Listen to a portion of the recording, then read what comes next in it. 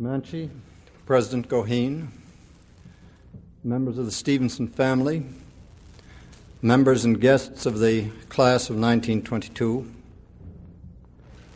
When we do the sort of thing that we're doing today, moving, that is, to honor a man whose life and life's work are now in the past, we often forget the whole complexity of his character and of the period in which he worked, forget his failings, his limitations, his humanity, and create for ourselves an idealized image to be transmitted as best we can to posterity. In this present instance, we have no reason to do that. The image of the man that we are here to honor needs no idealization. I can think in fact, of no one from the whole register of American political life within my own time whom I would rather have back with us again today, just exactly as he was, with all his faults and all his human limitations. No one who would be a better antidote to some of the hysterias and the illnesses of this time. Here was a man of glad and affirmative belief in people of every class and color, belief in their fundamental good sense, in their basic decency, in their ability and readiness to react affirmatively to any proper appeal to their reason and their goodwill. He was a man whose confidence in the principles that had kept this country going for 150 years was never shaken for a single instant. He was not prepared to confess himself defeated by any of the deficiencies or the discouraging aspects of the American political system. The essence of his personality was courtesy and wit, to cheerful good humor. No one ever rose more admirably than he to the test of disappointment and defeat. The history of our public life has known many instances, I'm happy to say, of gallantry and generosity on the part of people who had suffered political disappointment. And we've just had another instance of these, and a very inspiring one in the past week. But I cannot think of any example of this more poignant and more revealing, one that made a deeper impression on me than Adlai's well-known observation on losing the election to the presidency, that he was like the small boy who had stubbed his toe and couldn't do anything about it because he was too old to cry, and it hurt he was too old to cry, and it hurt too much to laugh. In this quip, in this typically Stevensonian quip, there was subsumed the whole political nature of the man in all its attraction and appeal,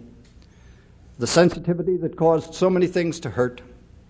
and the courage and manliness that made it impossible to cry. No one ever believed more strongly than did Adlai in the principles of tolerance, of rational discussion, of deference to the decision of the majority. There was no room in his character for morbidity, for cynicism, for anger or hatred, for denunciation and rejection of whole great categories of people, for argument by noise alone, by shouting people down, or by intimidation and violence. There could have been no one who would have been more disgusted and contemptuous in the face of exhibitionism of any sort, or of any neglect of the decencies in the manifestation of political feeling. There can be no question, we are all, I think, aware of it, that the things he stood for have taken a beating during this past period, during this last year or two. They've taken a beating in the habits and outlooks and political methodology of a portion of our public life and a portion of our academic life. In a way, I think it's a mercy that he didn't live to see some of it. But it's my own instinctive feeling, and I hope you'll share it, that this strange wave of mistrust and rejection of the established principles of our society is now finally beginning to pass, that we are in process of turning a corner, and that good nature and good sense and good humor, and with them some measure of unity and mutual confidence, are soon going to find their way back to all portions of our political scene. I have a feeling that before too long, many of the manifestations that we have had to witness in these recent months will become part of the past in the mysterious way that such things do, and that we will someday wonder how they could have occurred at all. And if this is true, then it is precisely in this coming period of stabilization, of reawakening, of recovery of balance, that the words and the memory of Adlai Stevenson are going to find their true worth. Much of what he said, when one reads it over today, sounds less as though it were directed to the people of the time when he was alive than as though he had foreseen all these wretched bewilderments that were to follow so shortly after his death, and as though he were talking to those who had to go through it and had to find our way out of it again. And for this reason, quite aside from the personal admiration and affection that I hold for him in memory, there is no one whose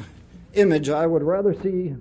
kept in memory in the way that his is being done here by this bust, in this particular place and in this particular time. I hope that it will stimulate a great many people, younger people in particular, to read once more, or perhaps for the first time, the things that he said, to let his courage and his wisdom find their value as guidance and as inspiration. If they do,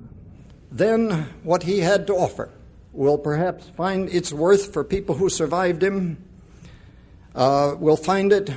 in a way that did not even fully find it when he was alive. And his usefulness to a later generation will make a deserved compensation in the curious way that Providence sometimes ordains for what I'm sure he must have felt to have been the incompleteness of his own wonderful career, for the frustrations and the disappointments which he bore with such inspiring manliness and humility. Thank you very much.